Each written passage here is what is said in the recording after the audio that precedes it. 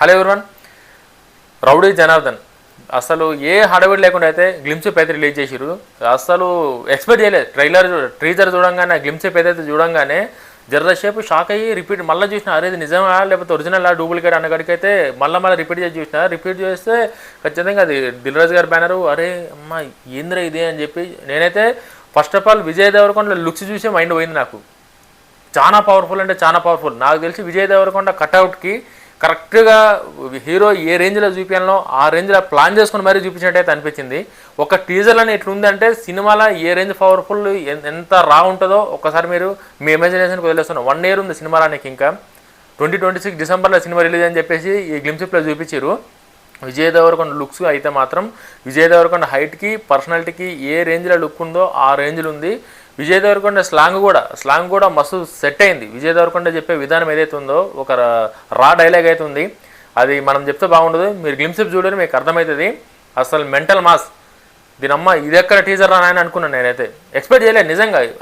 ఏ హడావిడి లేకుండా దిల్ రాజు గారు ప్రెస్ మీట్ పెట్టి రిలీజ్ చేసిరని చెప్పంటే నేను ఎక్స్పెక్ట్ చేయలే. బట్ డైరెక్టర్ 3వ సినిమా, ఇంత ఉన్న 2 సినిమాలు చాలా చిన్న సినిమాలు, నార్మల్ సినిమాలు. బట్ ఈ సినిమాకు మాత్రం ఒక మంచి స్టోరీ రాసుకొని ఒక మాస్ స్టోరీ, ఒక మాస్ ఆడియన్స్కి ఏదైతే కావాలనో, ఏదైతే మాస్ ఆడియన్స్ ఎంజాయ్ చేస్తారో దాన్ని దృష్టిలో పెట్టుకుని అయితే మాత్రం స్టోరీ రాసుకుంటూ complete out and out mass. ఇంక ఇది మాస్ అంటే మామూలుగా మాస్ కూడా కాదు. డైలాగ్ వింటే ఇది ప్యారడైస్లో కూడా సేమ్ డైలాగ్ ఉంది. బట్ ఇంత రష్గా అయితే లేదు. అది మామూలు విజయ్ దేవరకొండకైతే కరెక్ట్ యాప్ట్. ఇది కరెక్ట్. నాకు తెలిసి డైరెక్టరు అంటే దిల్ రాజు గారు కూడా ఫ్యామిలీ మూవీస్ లవ్ స్టోరీస్ చేసి దిల్ రాజు గారు కూడా ఈ స్టోరీని యాక్సెప్ట్ చేశారంటే నాకు తెలిసి ఈ స్టోరీలో ఏదో చాలా గట్టి స్టోరీ ఉన్నట్టయితే అనిపిస్తుంది. ఏదో రియలిస్టిక్ స్టోరీ ఉంది అన్నగాడికి అయితే అనిపిస్తుంది. దిల్ రాజు గారే యాక్సెప్ట్ చేసి ఈ స్టోరీని అంటే ఖచ్చితంగా మూవీలో ఏదైతే మంచి ఇది ఉందని చెప్పి నాకు అనిపిస్తుంది. నాకు చాలా ఓవర్ బడ్జెట్ అన్ని లాంగ్వేజ్లో రిలీజ్ అవుతుంది. ఏ లాంగ్వేజ్లో కూడా డిసప్పాయింట్ అయితే చేసేటట్లేదు. అసలు నేను చెప్తున్నా కదా, కీర్తి సురేష్, విజయ్ దేవరకొండ ఒక విలేజ్ బ్యాక్డ్రాప్లో కళింగపట్నం అంటే నాకు తెలిసి అది అక్కడ శ్రీకాకుళం దగ్గర వస్తుంది కళింగపట్నం అని చెప్పి నేను చూస్తే నాకు తెలిసింది.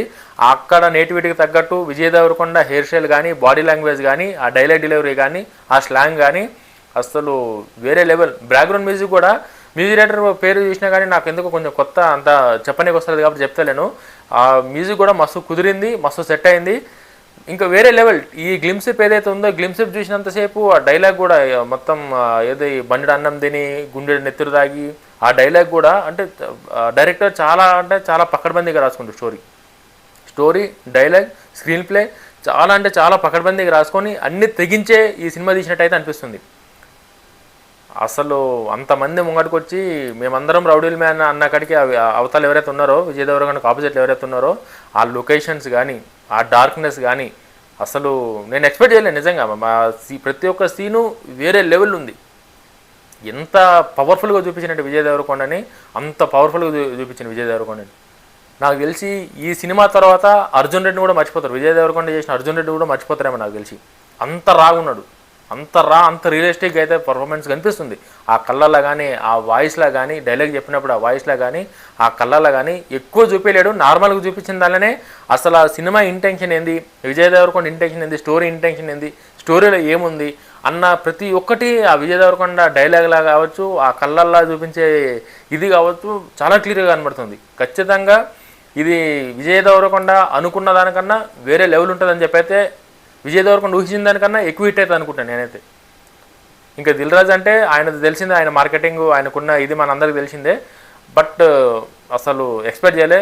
మీరైతే ఖచ్చితంగా ఒకవేళ ఎవరైనా చూడకపోతే ఖచ్చితంగా చూడరి. చాలా రోజుల తర్వాత ఇంత రా సినిమా అయితే వచ్చింది. విజయ్ దేవరకొండ బాడీ కూడా మస్తు బిల్డ్ చేసిండు, 6 ప్యాక్ కానీ అసలు మస్తు గట్టిగా కనబడుతుంది విజయ్ దేవరకొండ కూడా. ఖచ్చితంగా ఎంజాయ్ చేస్తారు. ఇంకా ఈ టీజర్ చూసినాక ఈ సినిమా నాకు తెలిసి మేబీ 1 year టైం ఉంది కాబట్టి ఇది పబ్లిక్ ఒపీనియన్ తీసుకునే ఈ గ్లిమ్స్ రిలీజ్ చేసిరని చెప్పి అనుకుంటున్నా. ఒకవేళ పబ్లిక్ నచ్చింది ఏమైనా ఉంటే మంచి చేంజెస్ చేసి ఇంకా మంచిగా మాడ్యులర్ చేసి ఖచ్చితంగా ఓ రేంజ్లో హిట్ కొడదామన్న ప్లాన్తోనే సినిమా అయితే మాత్రం ప్లాన్ చేసిండు. మీరైతే ఖచ్చితంగా ఎంజాయ్ చేస్తారు. ఇంకో అప్డేట్ ఏంటంటే విలన్గా రాజశేఖర్ అని చెప్పేసి న్యూస్ వస్తుంది. అది ఎంతవరకు నిజమో తెలియదు కానీ ఇప్పుడు నేను ఈ సినిమా వీడియో చేసే ముందు అయితే చూసినా ఏంది ఈ సినిమా అని చెప్పి చూస్తే రాజశేఖర్ కూడా విలన్, పవర్ఫుల్ విలన్గా, అంటే విజయ్ దేవరకొండకి ఆపోజిట్గా రాజశేఖర్ గారు ఉన్నట్టయితే మాత్రం కనిపిస్తుంది. ఒకవేళ రాజశేఖర్ గారు కనుక ఉండుంటే మాత్రం ఖచ్చితంగా స్క్రీన్లో తగలబడతాయి. గుర్తుపెట్టుకోండి, రౌడీ జనార్దన్ అనే పేరు ఏదైతే ఉందో 2026లో స్క్రీన్లో తగలబడతాయి. రాజశేఖర్ గారు కనుక విలన్గా యాక్సెప్ట్ చేస్తే ఈ సినిమాలో ఉంటే.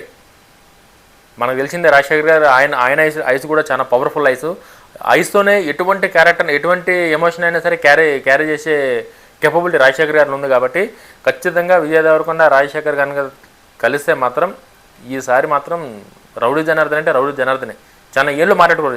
అర్జున్ రెడ్డి గురించి ఎట్లా మాట్లాడుకోరో విజయ్ దేవరకొండ కెరియర్లో ఖచ్చితంగా ఈ రౌడీ జనార్దన్ గురించి కూడా మాట్లాడతారు. ఖచ్చితంగా మాట్లాడతారు రౌడీ జనార్దన్ గురించి. నిజంగా స్టోరీలా మీరు నేను చెప్తే మీకు కథ అనిపిస్తుందేమో కానీ నేను ఒకసారి నా వీడియో చూసినాక మీరు మళ్ళీ ఒకసారి చూడు ట్రైలర్ గ్లిమ్సేపు, మీకు అర్థమవుతుంది నేను ఎందుకు ఇంతగానో చెప్తున్నాను చెప్పి. రియలిస్టిక్ స్టోరీ నాకు తెలిసి. స్టోరీ కూడా ఏదో ఒక అతికించిన, అంటే ఇంతకుముందు విజయ్ దేవరకొండ చేసిన సినిమాలన్నీ మాస్ ఇమేజ్ కోసం, టైర్ 1 హీరో పొజిషన్ కోసం చాలా ట్రై చేసిండు. బట్ ఎందుకో వర్కౌట్ కాలేదు. విజయ్ దేవరకొండని కరెక్ట్గా, అంటే ఎన్ని విధాలుగా విజయ్ దేవరకొండని చూపించినా సరే కూడా పబ్లిక్ కొంచెం కనెక్ట్ కాలే ఆ లుక్స్ ఏవి కూడా. రీసెంట్ సినిమాలు ఏది చూసుకున్నా సరే కూడా విజయ్ దేవరకొండని పబ్లిక్కి విజయ్ దేవరకొండకి ఆ కనెక్టివిటీ అనేది అంటే ఎన్ని విధాలుగా ట్రై చేసి ఎంత కష్టపడి ఎన్ని చేసినా సరే కూడా విజయ్ దేవరకొండ ఆశించిన ఫలితాలు అయితే రీసెంట్గా వస్తలేవు.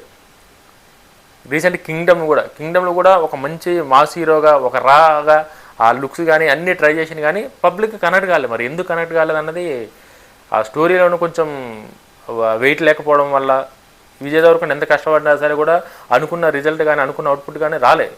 బట్ ఈ సినిమాలో మాత్రం అది ఖచ్చితంగా జరగదు.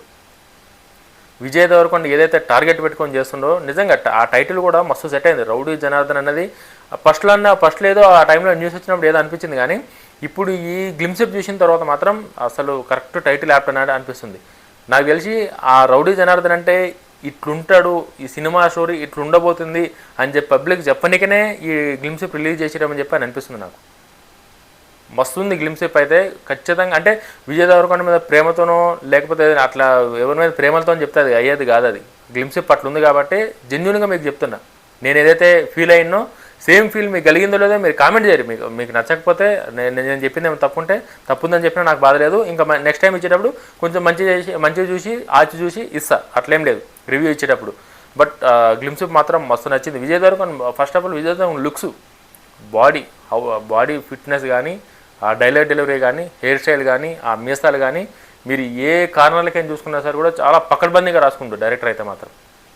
ఖచ్చితంగా డైరెక్టర్ ఏదైతే అనుకుండో దాన్ని స్క్రీన్ మీద చూపిస్తే ఎట్లుంటుంది అనేది ఆల్రెడీ దీనిలోనే చూపించేసిండు, మొత్తం సక్సెస్ అయిండు. విజయ్ దేవరకొండని ఒక మాస్ హీరోగా చూపించడంలో ఈ గ్లిమ్సెప్తోనే సక్సెస్ అయింది డైరెక్టర్.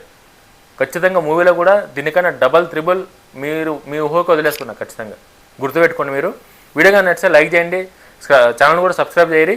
జై హింద్.